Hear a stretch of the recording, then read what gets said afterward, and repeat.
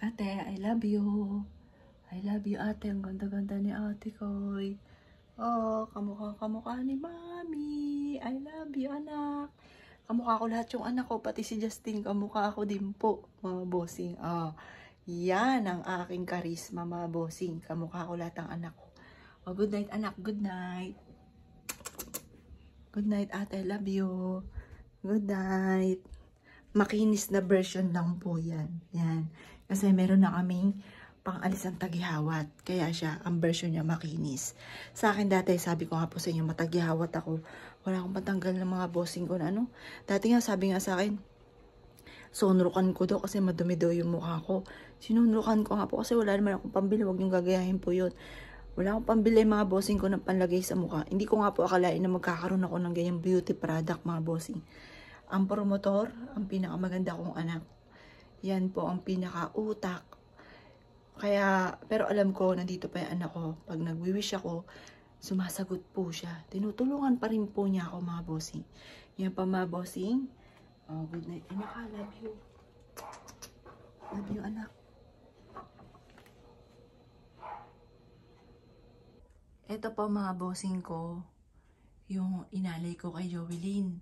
Chocolate, pichi-pichi, pizza, barbecue, palabok, yan. 2 palabok nga po. Ang isa talaga nun, pansit. Ewan ko ba't 2 palabok? Yan, pansit po yun eh. Isang pansit, isang palabok. Kaso ayan na. Okay na po yun. Katalo na po yan. Tapos chocolate. Para nakikita-kita ko na si ate mga bossing ko na natutuwa po siya habang kumakain. Kasi singiti po yun habang kumakain, nakangiti. Ang ganda-ganda. Tapos pagka umiiyak po yan, ang ganda-ganda, ano pa rin, parang nakaano lang po siya yung itsura po niya. Sabi ko, alak, ba't pa gano'n, umiiyak ka? Yung iba, kahit sa akin, pag ako umiiyak, ang pangit. Nakagusumot ang mukha ko. Sa'yo, fresh na fresh pa rin, ang ganda-ganda. Yan, nakakatuwa naman. Kaya minsan napapaano ko, parang, ang ganda mo pa rin kahit umiiyak, ginaganon ko po siya. Parang, ikaw na makukonsensya sa ganda po niya. Ikaw na makukonsensya na hindi siya batiin sa ganda po niya. Ayan, ang ganda nga po ng mga bulaklak ko nabili, mga bossing. Plano ko nga po, magsasabit pa ako doon. Ayun, magsasabit ako dyan ng mga orchids. Yung bang parang princess yung ano. Yan, pero prinsesa ko naman talaga po yan, mga bossing. Yung ba tipo na, wow, ang ganda, yung ganun. Kasi, kapag po nalalanta na yung mga orchids or mga bulaklak na binibili ko, ano po mga bossing, parang nakakalungkot, parang bumabalik lagi yung lungkot. Ito, laging maganda. At saka hindi siya syempre nalalanta. Parang fresh na fresh, lagi ang ganda. Magandang tignan, maganda sa pakiramdam. Ayan po. Tapos binilang ko rin siya ng chocolate para hindi siya magutom. Baka ngayon sa heaven, wala ng chocolate si San Pedro. Si Papa Jesus, wala ng chocolate na maibigay. Malungkot po siya. Ayan, pagka gusto niyang kumain po dyan, tumikim-tikim po siya dyan. Yan po.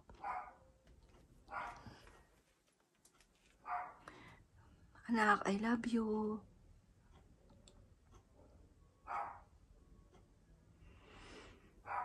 Tapos, ito yung Bible po niya. Ayan.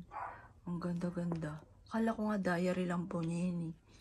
Yan, mas maka-religion po itong aking anak kaysa sa akin. Pero paladasal po ako. Laging ang gustong-gusto ko lagi sa manawag. Makamanawag din po yan.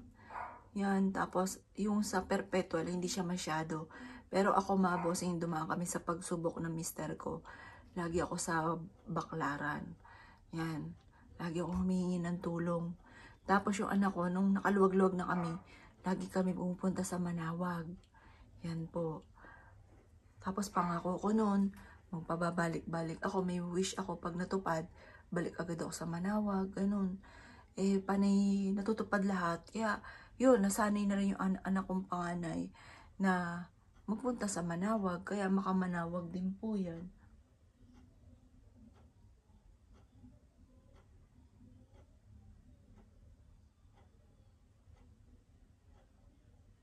Yan. Ganda po niyan.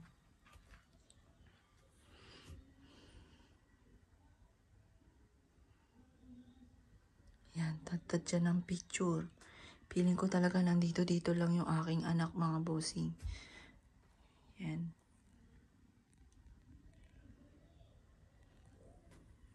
I love you, anak.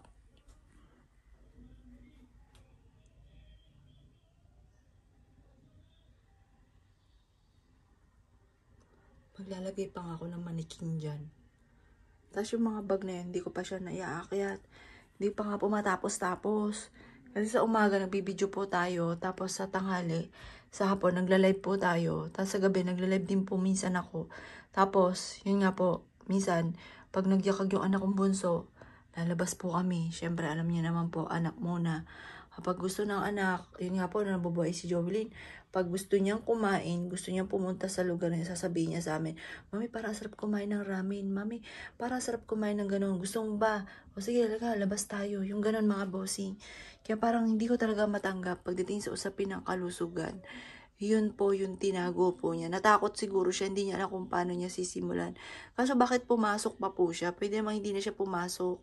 Sabi ko sa akin, pag nahihirapan ka, huwag ka nang pumasok. Wala naman sa ganyan yan. Sabi ko po sa kanya nun. Yan, kasi naniniwala ko talagang sipag, tiyaga. Yan, sabi ko, okay na yan. Kapag nahihirapan ka, huwag na pilitin ang sarili. Sabi ko po siya sabi sa kanya.